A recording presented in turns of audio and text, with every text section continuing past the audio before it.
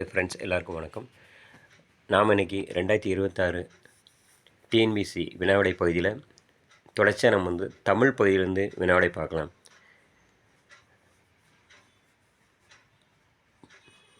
புவியியல் பகுதி வினாவிடையை நிறுத்திட்டு தமிழ் பகுதி வினாவிடை நேரிலேருந்து ஆரம்பிச்சிருக்கேன். எல்லாம் தமிழ் எல்லாருமே படிச்சிருப்பீங்க. இது உங்களுக்கு திருப்புதல் பகுதிக்கு கண்டிப்பாக எல்லாருக்கும் பயனுள்ளதாக இருக்கும். திருப்பி ரிவிஷன் விடுறதுக்கு இது கண்டிப்பாக பயனுள்ளதாக இருக்கும். வாங்க வெளியே போகலாம். மாணிக்கவாசகர் பிறந்த ஊர் எது? திருவாதவூர். மாணிக்கவாசகர் பிறந்த ஊர் எது? திருவாதவூர். அடுத்து, மாணிக்கவாசகர் பாடல்கள் டேஷ் திருமுறையில் இடம்பெற்றுள்ளன. மாணிக்கவாசகர் பாடல்கள் 8ஆம் திருமுறையில் இடம்பெற்றுள்ளன. மாணிக்கவாசகர் கட்டிய கோவில் டேஷில் உள்ளது? திருப்பெருந்துறையில் உள்ளது. மாணிக்கவாசகர் கட்டிய கோவில் திருப்பெருந்துறையில் உள்ளது. மாணிக்கவாசகர் டேஷ் மன்னரிடம் தலைமை அமைச்சராக பணியாற்றியவர். மாணிக்கவாசகர் டேஷ் மன்னரிடம் தலைமை அமைச்சராக பணியாற்றியவர். அரிமர்த்தன பாண்டியன் மன்னரிடம் அமைச்சராக பணியாற்றியவர். அடுத்து, ஜியு போப் திருவாசகத்தை டேஷ் மொழியில் மொழிபெயர்த்தார்? ஆங்கில மொழியில் மொழிபெயர்த்தார். ஜியு போப் திருவாசகத்தை ஆங்கில மொழியில் மொழிபெயர்த்தார். திருவாசகத்திற்கு உருகார் டேஷ் உருகார். திருவாசகத்திற்கு உருகார் ஒரு வாசகத்திற்கும் உருகார். அடுத்து,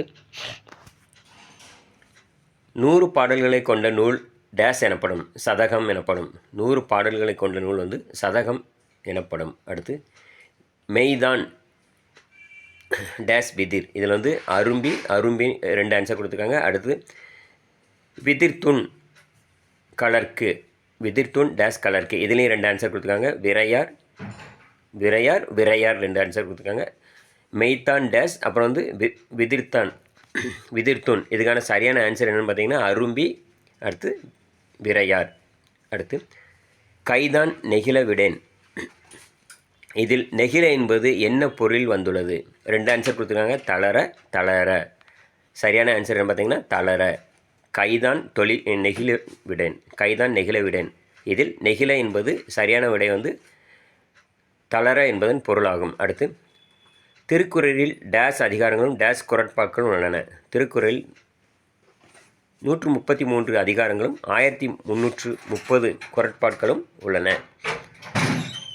திருக்குறள் டேஷ் முதலான மொழிகளில் மொழிபெயர்க்கப்பட்டுள்ளது. திருக்குறள் டேஷ் முதலான மொழிகளில் மொழிபெயர்க்கப்பட்டுள்ளது. ஆங்கிலம், கிரேக்கம், லத்தீன் மொழிகளில் மொழிபெயர்க்கப்பட்டுள்ளது. அடுத்து, உலகத்தின் எய்துவர் டேஷ் இழுக்கத்தின் எய்துவர் டேஷ் பழி. ஒழுக்கத்தின் எய்துவர் டேஷ் இழுக்கத்தின் எய்துவர் டேஷ் பழி. ஒழுக்கத்தின் எய்துவர் மேன்மை, இழுக்கத்தின் எய்துவர் எய்தா பழி.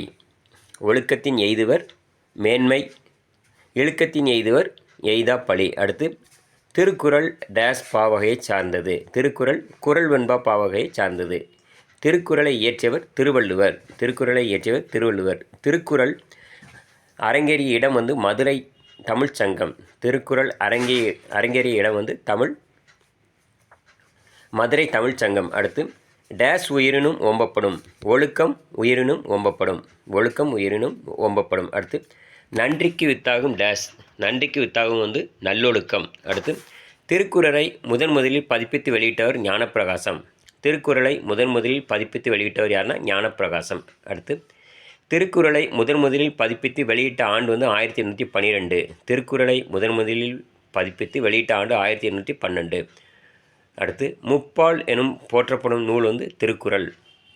முப்பால் என்று போற்றப்படும் நூல் திருக்குறள். அடுத்து, உயிரினும் மேலாக கருதப்படுவது எது? ஒழுக்கம். உயிரினும் மேலாக கருதப்படுவது ஒழுக்கம். 4ம் 2ம் சொல்லுக்குறுதி. இதில் 2 என்பது எதை குறிக்கும்? 4ம் 2ம் சொல்லுக்குறுதி. இதில் 2ம் என்பது எதை குறிக்கும் அப்படின்னா திருக்குறளை குறிக்கும். அடுத்து, உலக பொதுமறை என போற்றப்படும் நூல் திருக்குறள். உலக பொதுமறை என போற்றப்படும் நூல் திருக்குறள்.